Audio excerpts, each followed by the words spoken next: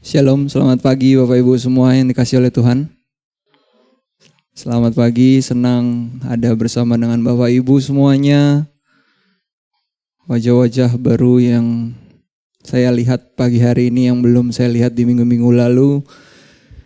Dan pada kesempatan di siang hari ini, izinkan saya untuk berbagi sedikit pengalaman hidup berjalan bersama Tuhan. Yang saya ketahui bahwa di sini ada lebih banyak Bapak Ibu yang usianya jauh di atas saya dan memiliki pengalaman bersama Tuhan lebih banyak.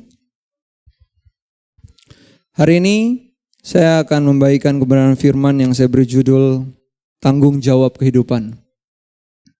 Setiap kita di tempat ini tidak pernah lepas dari yang namanya tanggung jawab. Setiap kita.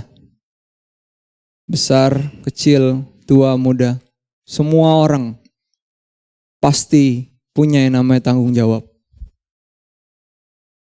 Dan ketika kita hari ini hadir, duduk di tempat ini, mungkin kita masih ada terpikirkan tanggung jawab di rumah, tanggung jawab di pekerjaan, tanggung jawab di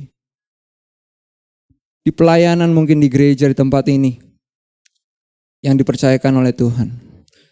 Menurut Kamus Besar Bahasa Indonesia, ketika kita membacanya, tanggung jawab itu adalah keadaan wajib untuk menanggung segala sesuatunya.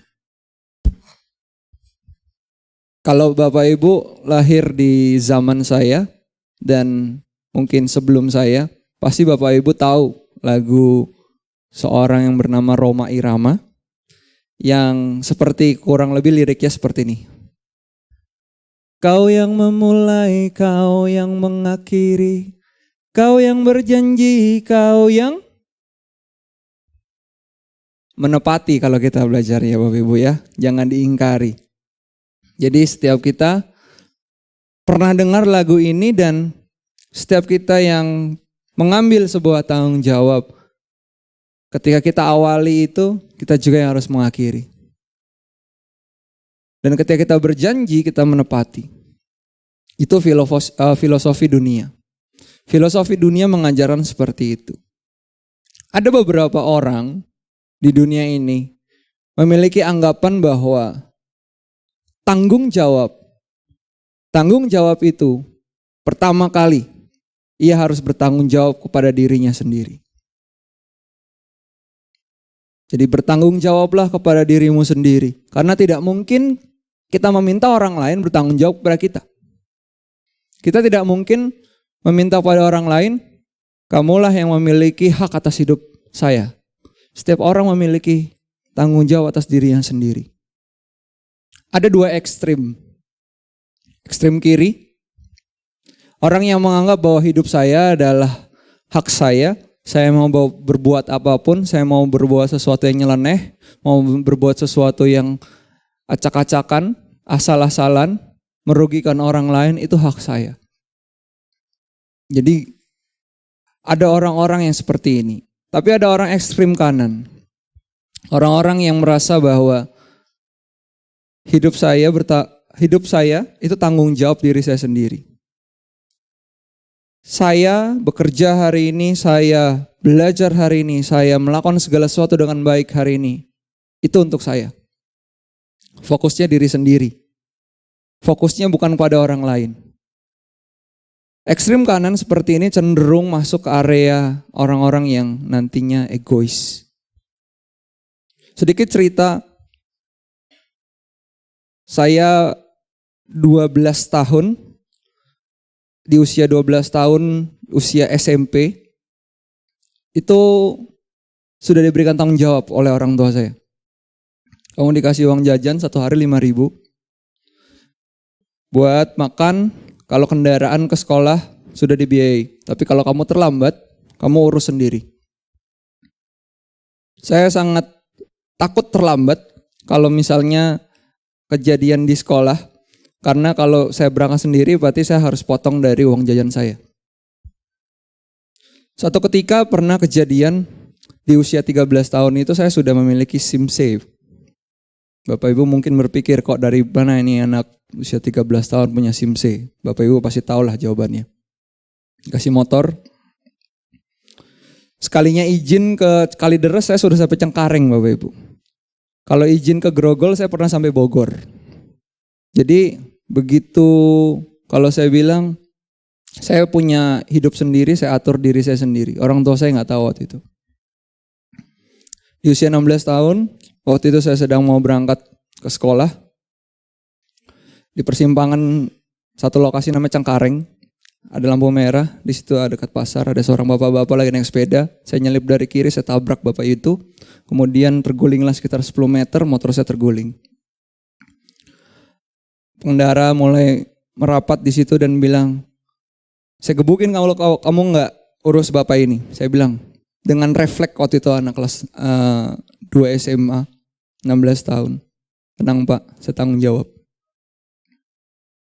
Saya bawa bapak itu ke puskesmas Cengkareng. Saya biayai. Saya antar pulang ke rumah.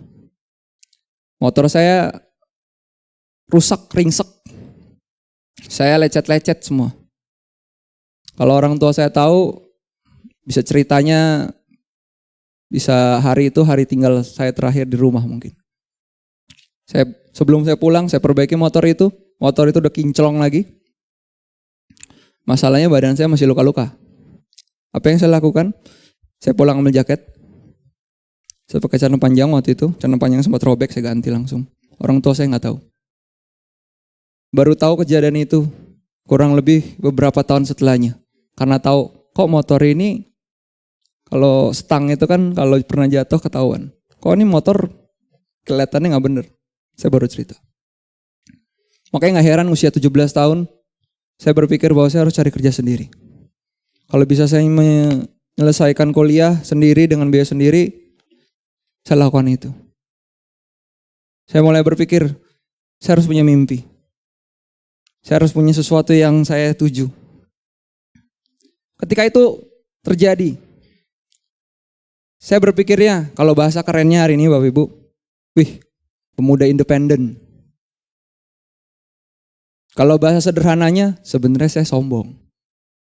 Saya merasa bahwa saya bisa bertanggung jawab atas diri saya sendiri, saya tidak perlu orang lain.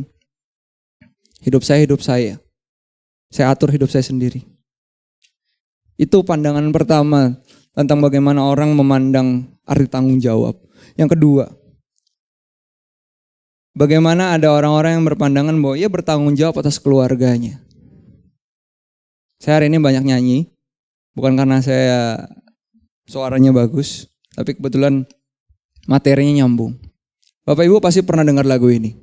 Nanti kalau bisa, lanjutkan syairnya. Harta yang paling berharga adalah istana yang paling indah adalah puisi yang paling bermakna adalah mutiara tiada tara adalah. Sampai ada filmnya Bapak Ibu. Saya belum pernah nonton itu. Tapi itu filosofi yang dunia ajarkan bahwa bertanggung jawab atas keluarga. Bukan sesuatu yang salah. Firman Tuhan pun mengajarkan seperti itu. Akan tetapi yang saya mau katakan bahwa apakah bertanggung jawab kepada keluarga itu artinya kita memfokuskan apa yang kita lakukan semuanya kepada keluarga kita. Saya ambil satu buah artikel, boleh ditunjukkan. Ini bukan isapan jempol, ini nyata terjadi. Bapak Ibu juga pasti pernah menemuinya langsung bertatapan dengan orangnya. Perjuangan seorang ibu, mungkin kalau yang pedagang keliling lah atau apa gitu menyekolahkan anak sampai strata 1, strata 2. Ini cerita benar. Saya melihatnya sendiri, dahulu ada seorang pembantu rumah tangga di rumah orang tua saya. Nyekolahin anaknya itu sampai S2 bisa.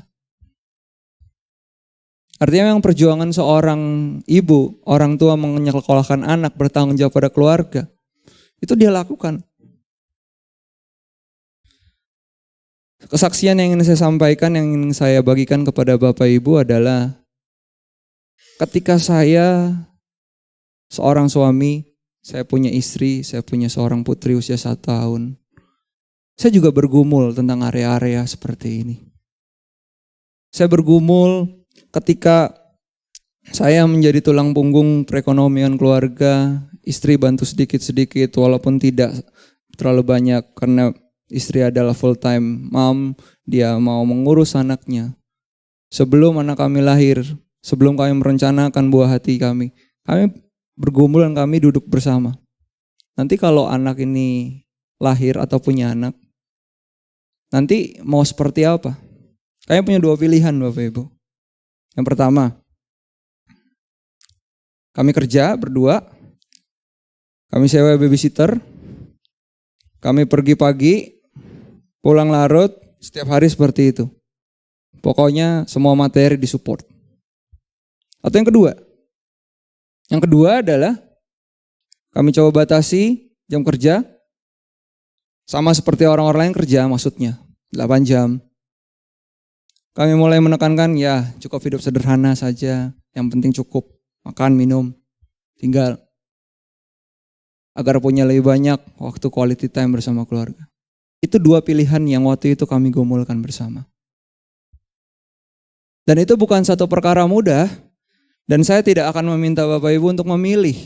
Karena kondisi dari setiap keluarga, kondisi setiap orang berbeda-beda. Kondisi keluarga tadi, Mas Iwan yang worship leader dengan saya berbeda. Kondisi saya dengan seorang single, tadi singer Stephen beda. Yang saya nggak bisa samakan. Atau dengan Mas Aris yang punya anak 2. Saya nggak bisa bilang bahwa yang ini benar dan yang ini enggak. Masing-masing punya pilihannya masing-masing. Dan kita harus sadar bahwa ketika kita menaruh tanggung jawab kepada keluarga kita, seringkali itu bukan menjadi harapan. Seringkali menjadi beban. Beban yang pada akhirnya mereka stres. Beberapa minggu lalu saya mengikuti seminar parenting. Seminar parenting ini diisi oleh salah satu orang pembicara. Dia bertanya seperti ini. Ketika Bapak Ibu ngelesin anak Bapak Ibu balet, sepak bola, drum, keyboard, dan lain sebagainya. Kira-kira tujuannya buat apa sih Bapak Ibu? Yang hadir itu orang tua. Satu ibu nyeletuk, supaya anak saya pinter lah, Pak.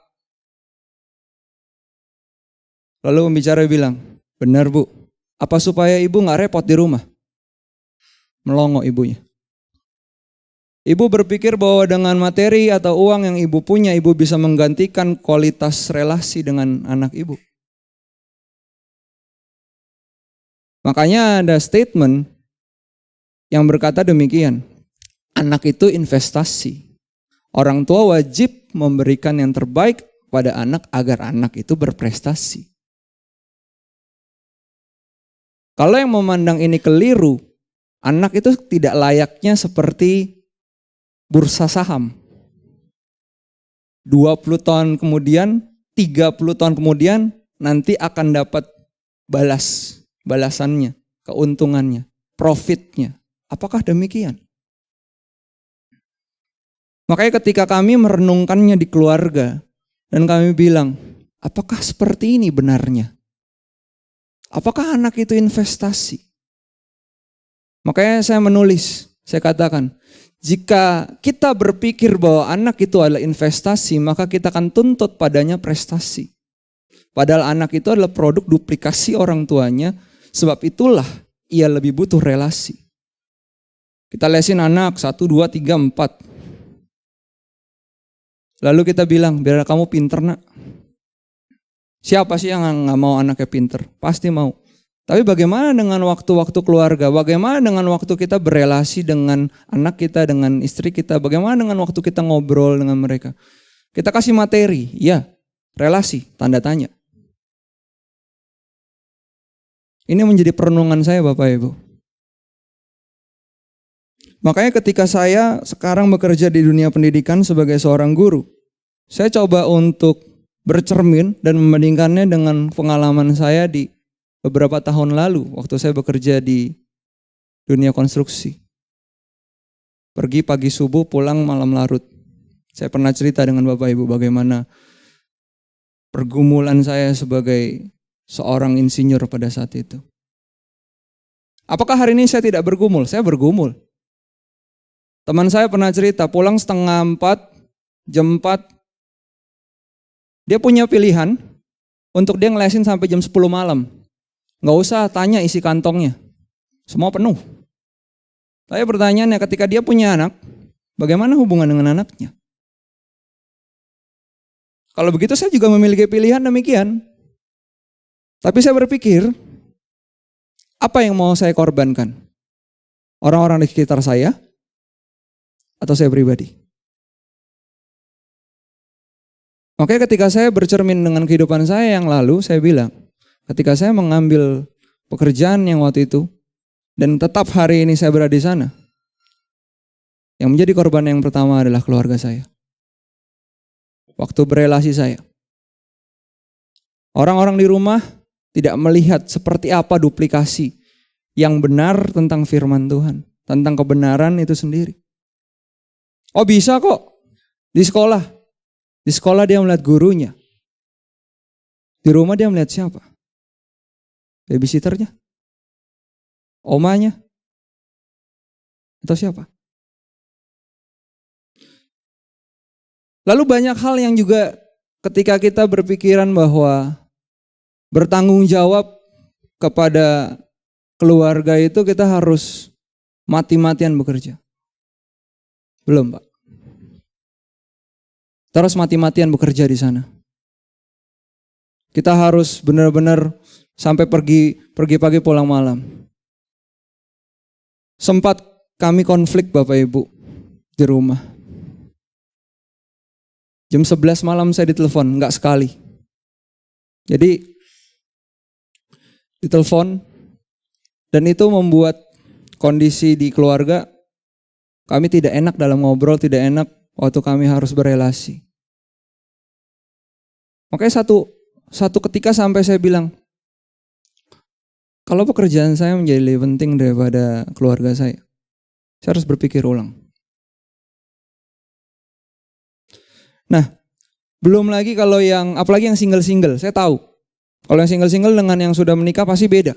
Kalau yang single-single masih bisa kerja bagai kuda. Pagi ketemu malam. Saya pernah waktu masih single, usia 26, fungsi hati saya itu bermasalah. Karena saya pergi pagi pulang malam, pergi malam pulang pagi, dan harus langsung dikasih booster hepatitis B. Kalau kita sudah punya keluarga, siapa yang jadi korbannya? Gak cuma kita. Lalu bicara tentang bertanggung jawab dengan keluarga, tidak cuma dengan istri dan anak. Saya yang menikah, tidak cuma dengan istri saya, yang artinya lingkungannya pun saya setiap minggu, setiap hari itu saya berkomunikasi. Saya punya orang tua. Yang saya harus membagi waktu dengan mereka, yang ketika ada waktu, saya sempatkan untuk berkunjung, saya sempat untuk telepon dan sebagainya. Itu pun benar-benar kondisinya mengambil waktu-waktu quality time atau me time-nya saya. Saya bilang sekali lagi, pilihannya cuma 2. Mau berkorban atau cari korban. Kalau kamu mau berkorban, saya katakan kepada istri saya, kita memang berasa di situ waktu untuk kita istirahat diambil di sana. Tapi ketika kita mau cari korban, akan banyak hal yang akan berbenturan dengan kita. Lalu selanjutnya yang ketiga, ada orang-orang yang berpandangan bahwa ia bertanggung jawab pada pekerjaannya. Ia bertanggung jawab pada pimpinannya. Tadi saya sempat katakan, saya sampai ditelepon pukul 11 malam itu gak sekali. Sampai satu ketika saya bilang, pukul 6 sore saya matikan handphone saya. Itu bukan kejadian sekali Bapak Ibu ya. Jadi jangan ditangkap kejadian sekali langsung saya ini. Enggak, itu kejadian berulang-ulang dan saya bilang saya matikan handphone. Atau ada pernah saya satu kali kejadian. Ini berhubungan tentang keluarga juga yang berkaitan dengan pekerjaan. Saya bawa pulang pekerjaan dari sekolah ke rumah. Istri saya bilang, apa bedanya? Kamu jadikan rumah sebagai kantor. Bersyukurnya istri saya masih bisa diajak diskusi. Di situ saya bertobat Bapak Ibu. Makanya ketika di rumah, saya berikan waktu saya yang terbaik buat orang rumah. Tapi ketika di tempat kerja, saya berikan waktu yang terbaik untuk pekerjaan saya dan pimpinan saya. Pertanyaannya sekarang, apa kita bisa dipercaya di tempat kerja kita? Seberapa bertanggung jawab kita? Dan ini berkaitan dengan poin 1 tadi. Tapi poin tentang bagaimana bertanggung jawab pada diri sendiri dalam hal yang benar. Karena tidak mungkin seseorang yang bertanggung jawab pada diri sendiri, dia tidak diberikan kepercayaan di tempat kerjanya. Kalau dia rajin, dia bisa mengatur waktunya, di pekerjaan pun dia akan diberikan tanggung jawab. Dan di pekerjaan ini sendiri pun, sekarang kita sedang berkompetisi bukan dengan manusia lagi Bapak Ibu. Teman saya kemarin cerita, guru komputer. Ini pelajaran komputer udah mau dicabut nih dari kurikulum, diganti robotik. Ini kayak pekerjaan saya, guru komputer, 3 tahun lagi udah gak ada. Dan waktu saya cari ini, pembuat kopi, restoran, bandara, dan banyak tempat. Robot semua. Saya gak tahu kegundahan teman saya itu benar apa enggak. Tapi dia bilang saya mulai harus berpikir suatu hal yang lain. Saya senyum-senyum aja sama teman saya itu.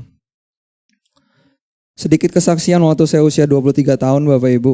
Waktu itu saya bekerja di sebuah perusahaan konsultan. Waktu itu saya sedang bergumul.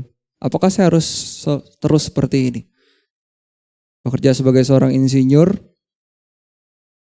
Dan padahal saya punya banyak sekali mimpi. Saya punya banyak sekali impian Bapak Ibu. Idealisnya seorang anak muda. Pengen ini, pengen itu. Satu ketika saya bergumul dan saya katakan waktu itu saya dapat visi. Kalau sekarang ditanya, saya bilang itu bukan visi. Itu ambisi. Karena ambisi itu mengorbankan banyak orang. Kalau visi harusnya selaras dengan apa yang Tuhan mau. Ini yang waktu itu saya bilang sebagai visi. Saya punya visi waktu itu. Saya ceritakan waktu itu kepada mantan pacar saya yang sekarang adalah istri saya. Saya mau buat terowongan bawah laut, menghubungkan seluruh pulau-pulau di Indonesia.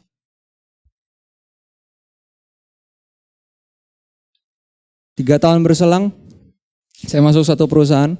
Perusahaan ini buat terowongan di Jakarta sedalam 30 meter, diameternya itu 6 meter. Dan di situ saya bilang, ini waktu yang tepat. Ketika saya bilang waktu yang tepat, seperti dalam tanda kutip, wah, saya bisa meraih impian saya bisa meraih semua cita-cita saya. Tapi apakah demikian? Ketika waktu berjalan, mulai banyak hal yang harus dikorbankan, bahkan waktu dengan Tuhan. Waktu dengan keluarga gak usah ditanya. Pergi pagi, pulang malam. Satu ketika perusahaan tempat saya bekerja menawarkan, ada anak-anak muda di sana. Ada satu yang sudah berangkat waktu itu ke Jepang untuk dia disekolahkan. Saya bilang, itu pergumulan saya. Saya bilang, ketika saya nanti punya keluarga, saya punya anak, saya punya istri. Apakah saya akan memberikannya materi semata? Atau saya memberikannya relasi? Keempat, ada orang-orang yang berpikiran bahwa ia bertanggung jawab kepada gereja dan pelayanan. Setiap Bapak Ibu di tempat ini yang duduk di depan saya melayani Tuhan. Kalaupun tidak melayani Tuhan dalam area mimbar, Bapak Ibu berkontribusi dalam hal tenaga, dana, doa, yang itu tidak mudah buat Bapak Ibu. Yang artinya sebenarnya Bapak Ibu berkontribusi di sana. Dan ada beberapa di luar sana yang berpikiran bahwa saya punya andil di sana. Saya punya sedikit pengaruh di sana. Yang pada akhirnya kita merasa bahwa ya, saya bisa menggerakkan ini. Saya bertanggung jawab atasnya. Lalu kita mengerjakan seluruh area-area tersebut di gereja. Saya masih terus berjuang di area ini Bapak Ibu. Dan pernah jatuh bangun dan gagal. Karena saya melayani. Kalau melayani Tuhan di gereja. Minimal kalau memangnya ada yang datang tepuk pundak. Pelayananmu bagus ya. Terima kasih Tuhan Yesus memberkati. Minimal itu ada satu hal yang kebanggaan. Tapi pertanyaannya ketika di rumah. Bantu istri nyuci, jaga anak, cuci piring, ngepel. Kira-kira ada yang tepuk pundak? Terima kasih. Tuhan Yesus berkati. Love you. Mungkin gak ada. Dan pada akhirnya kita lebih suka untuk melayani gereja dan melupakan tanggung jawab di rumah. Itu yang pernah saya alami Bapak Ibu. Saya lebih suka melayani gereja daripada melayani di rumah. Jadi waktu-waktu pribadi seperti itu, kalau udah sampai rumah, alasannya apa? Capek ya, tidur. Jadi pelayanan. Ketika saya tahu itu, lewat firman juga, saya ditegur di sana. Makanya saya sampaikan persiapan-persiapan khotbah seperti ini. Saya cuma bisa 2 waktu doang. 2 waktu saja. Pagi, subuh, malam, larut. Ketika pagi, subuh, anak istri saya sedang tidur. Ketika malam, larut, mereka juga sudah tidur. Kalau saya masih pegang seperti ini, pekerjaan apalagi di sekolah dan hal seperti ini, saya gak bisa bantu mereka. Artinya balik lagi. Mau berkorban atau cari korban? Jangan sampai namanya melayani di gereja tapi kita cari korban. Ya, sesekali harus berkorban, tapi apakah harus setiap kali?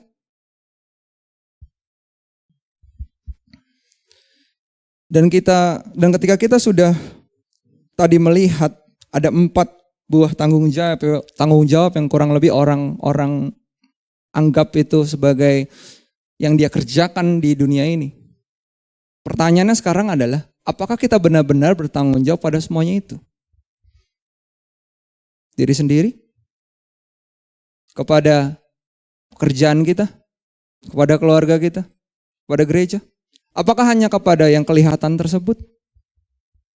Sementara yang memberikan itu adalah seorang pribadi yang tidak kelihatan, yang kita hanya dititipkan, yang padanya kita hanya dikasih sementara dan satu kali akan diambil. Makanya Ayub berkata, Engkau yang memberi, Engkau yang mengambil. Pujilah nama Tuhan. Jadi kalau saya sampaikan bahwa seluruh tanggung jawab yang tadi saya jelaskan itu adalah sebenarnya hanya sarana. Sarana yang Tuhan siapkan buat kita agar kita bisa bertumbuh dewasa. Yang keempatnya itu saling berkaitan satu sama lain yang tidak bisa kita lepaskan. Kita bertanggung jawab pada diri kita sendiri. Oke, bagaimana dengan keluarga? Kita bertanggung jawab kepada pekerjaan kita. Oke, tapi bagaimana dengan waktu keluarga? Kita bertanggung jawab dengan gereja. Apakah pekerjaan kita sudah kita selesaikan? Jadi kalau kita mau belajar dari satu firman Tuhan, ditulis oleh Paulus suratnya ke Korintus bahwa jika engkau makan atau jika engkau minum atau jika engkau melakukan sesuatu yang lain, lakukanlah semua itu untuk kemuliaan Tuhan. Jika minum dan makan yang menurut orang-orang itu sebuah hal sederhana saja, firman Tuhan katakan untuk kemuliaan Tuhan. Makan minum kan sederhana, itu untuk kemuliaan Tuhan. Apalagi hal-hal yang tadi saya sebutkan. Bekerja, berkeluarga, melayani Tuhan. Itu juga sama untuk kemuliaan Tuhan. Kita lakukan bukan untuk diri kita sendiri. Kita lakukan itu untuk Tuhan. Kita bertanggung jawab atasnya. Makanya setiap kali saya bangun pagi, saya bilang, terima kasih Tuhan. Ada satu kepercayaan hari yang baru yang Kau berikan buat saya. Lalu dari sharing firman ini kita belajar. Saya membaginya menjadi 3 buah poin. Yang pertama, tetaplah berusaha. Lakukan bagian kita. Kita mempunyai 2 pilihan, berserah atau menyerah. Ketika kita menyerah, respon alami manusia marah, kecewa, gusar. Kita bilang Tuhan tidak adil. Itu respon alami. Padahal kita tadi belajar sama-sama. Semuanya titipan. Dan melalui rangkaian khotbah yang Bapak Pendeta ajarkan pun semuanya titipan Bapak Ibu. Semuanya itu hanya kepercayaan yang nanti satu kali akan diambil. Lakukan saja bagianmu. Lakukan saja bagian kita pribadi.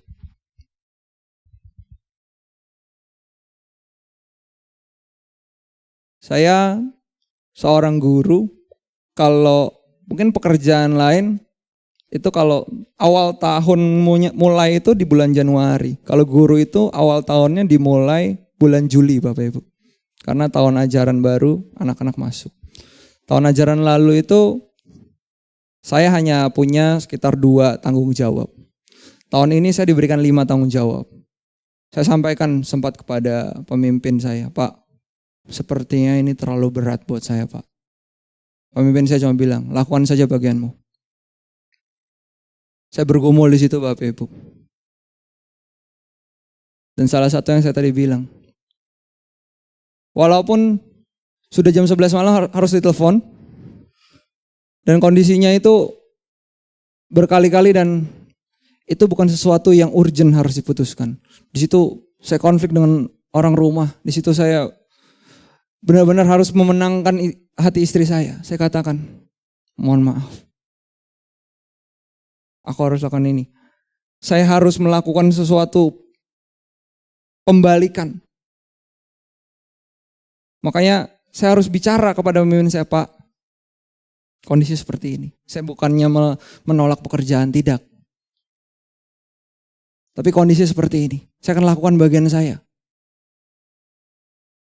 Jadi ketika saya coba untuk melakukan pekerjaan ini, bagian saya, itu perjuangan yang berat buat saya.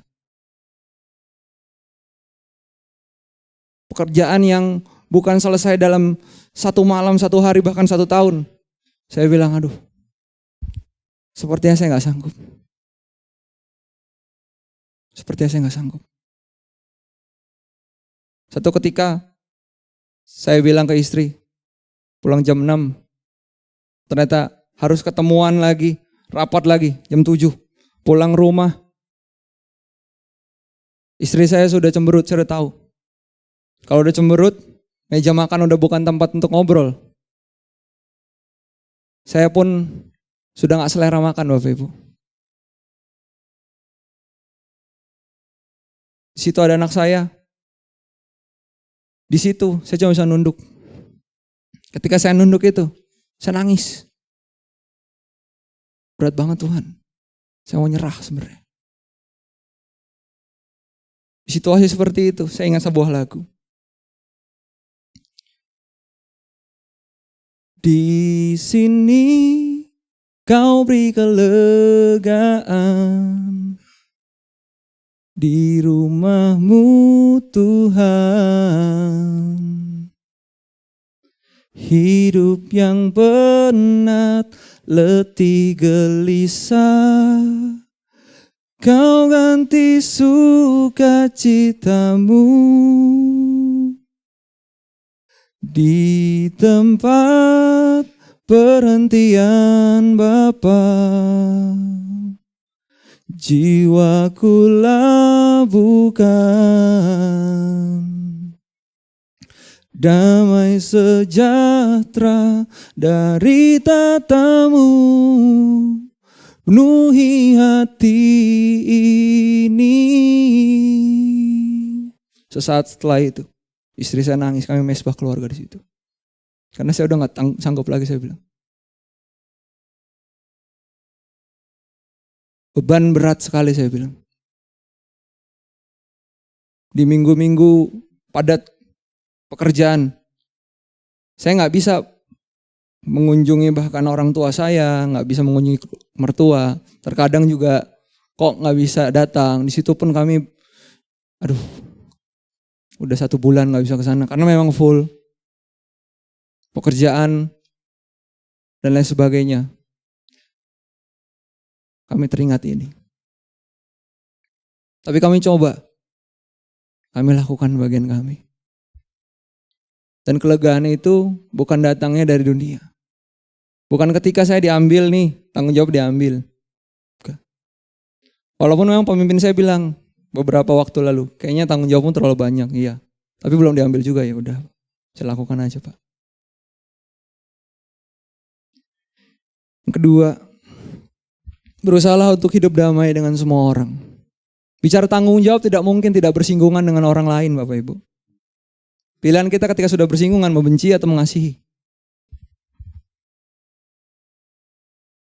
Satu ketika saya itu ada di sekolah menengah pertama. Jadi di jenjang saya mengajar itu saya di SMP. Di sekolah kami ada SMP, SMA, SD. Saya sempat berbenturan dengan salah satu guru dari jenjang lain. Pimpinan. Saya menegur salah seorang anaknya. Saya bilang, kamu terlambat. Kamu salah. Gurunya marah sama saya. Bapak gak pantas untuk menegur anak saya. Itu bagian saya untuk menegur. Bapak diam aja. Saya cuma kasih sebuah pertanyaan. Apakah keliru ketika kita mendisiplin seorang anak yang terlambat, Pak?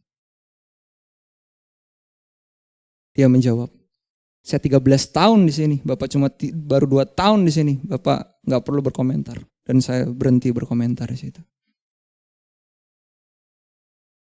Saya bilang, saya belajar untuk, saya gak mau cari musuh. Tanggung jawab ini banyak. Dan kalau boleh dibilang, apa yang menjadi keletihan saya? Keletihan saya bukan karena pekerjaan yang berat, Bapak Ibu. Keletihan saya bukan karena banyak pikiran, enggak. Keletihan saya ketika saya menemukan banyak konflik yang terjadi. Benturan demi benturan. Tidak terselesaikan. Ketika ada banyak sekali masalah dan kondisinya tidak ada yang mau mengalah. Saya bilang, oke, saya mengalah. Satu ketika ada sebuah acara. Setiap orang di sana dapat kaos acara. Saya kasih kepada orang ini. Saya kasih kepada orang ini dan dia terima. Itu sekitar 3 bulan lalu. Dia kasih itu. Beberapa minggu lalu dia nanya sama saya. Baju saya mana ya?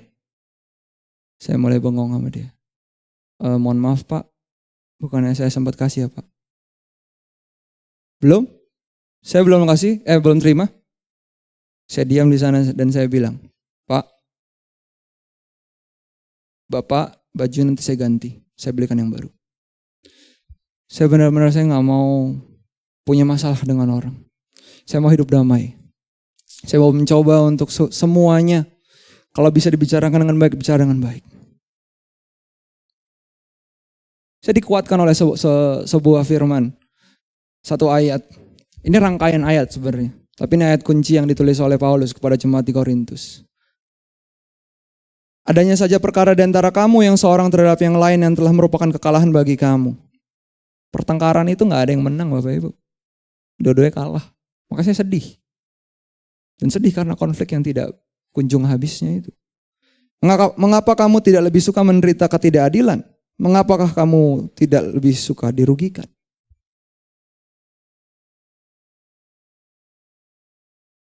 Dalam kasus tadi, silakan menilai siapa yang dirugikan.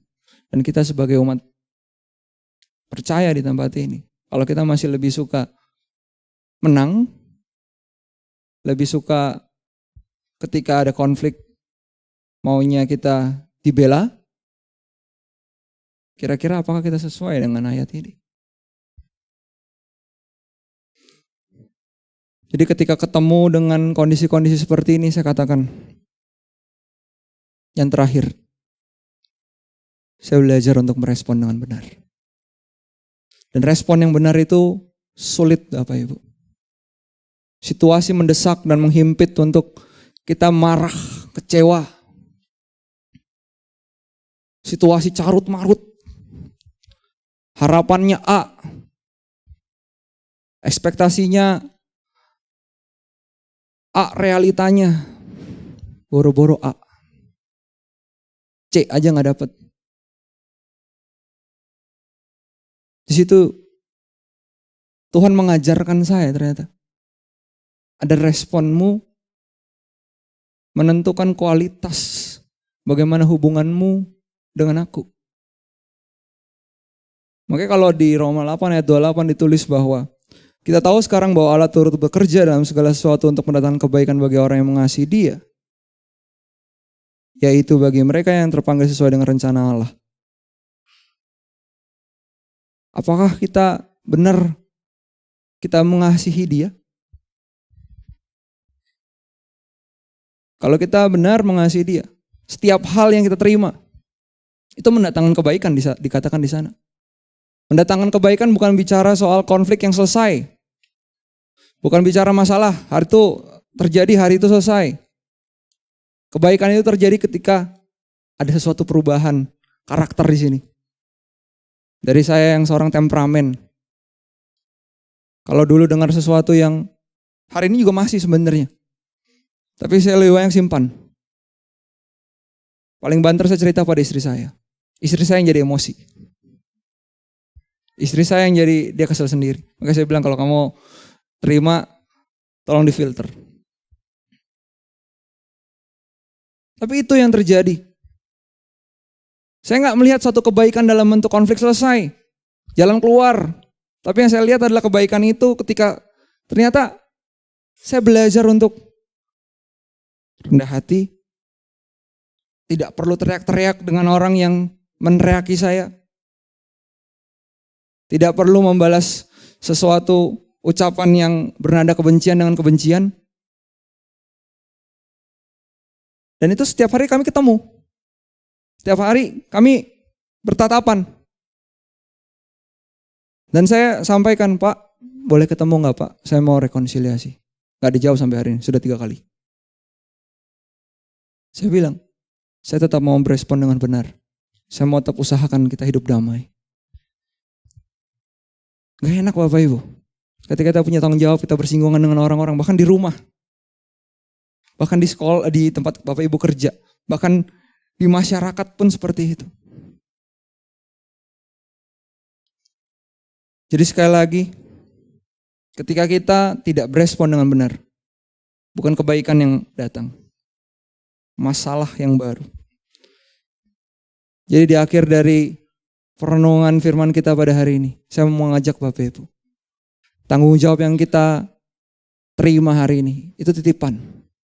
Ketika kita bersinggungan dengan orang lain, sebenarnya kita tidak sedang bersinggungan dengan pribadinya. Kita sedang bersinggungan dengan pribadi Allah. Yang ketika kita menyakiti mereka, kita menyakiti hati Allah. Dan ketika kita sedang mengalami situasi-situasi yang di luar nalar kita punya pilihan. Berespon benar atau berespon yang salah. Dan itu semuanya. Semua hal yang terjadi dalam hidup kita mendatangkan kebaikan bagi kita yang mengasihi Dia. Amin untuk firman Tuhan.